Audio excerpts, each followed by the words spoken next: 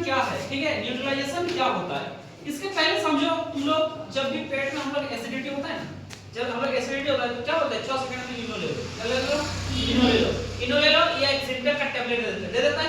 तो उदासीनीकरण का मतलब क्या होता है तो थोड़ा समझते हैं। इसके पहले हम लोग बताए थे, मान लो एक बीकर में कुछ पदार्थ है जो अम्ल है। अम्ल क्या होता है बोलो ना, जो क्या होता है, खट्टा होता है, खट्टा होता है। और जो कड़वा होता है उसको क्या बोलते हैं, छाया। क्या बोलते हैं, छाया। क्या बोलते हैं, छाया।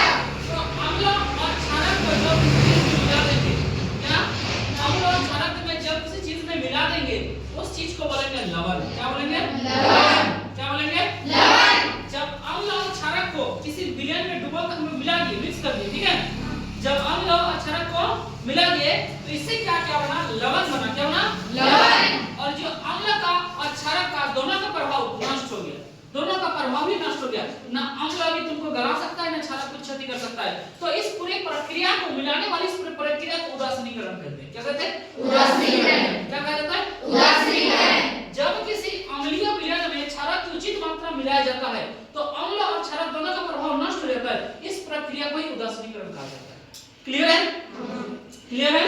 बोलेगा उदासीनीकरण क्या है, जब सुन लो, जब अम्लीय विलयन में क्षारकीय विलयन उचित मात्रा मिलाई जाती है, ठीक है, तो अम्ल और क्षारक का गुण जो का प्रभाव है वो नष्ट हो जाता है। इस प्रक्रिया को उदासीनीकरण कहते हैं, ठीक है।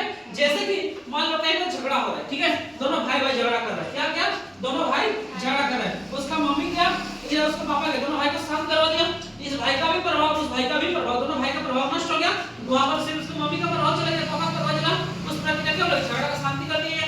उसी तरह से जब अम्ल का विलयन में क्षारक की उचित मात्रा मिलाया जाता है, यानी क्षारक का विलयन में अम्ल की उचित मात्रा मिलाया जाता है, तो इस प्रक्रिया में अम्ल और क्षारक का दोनों का गुण नष्ट हो जाता है। इस प्रक्रिया को उदासीनीकरण कहा जाता है। बात क्लियर है, किसी को दिक्कत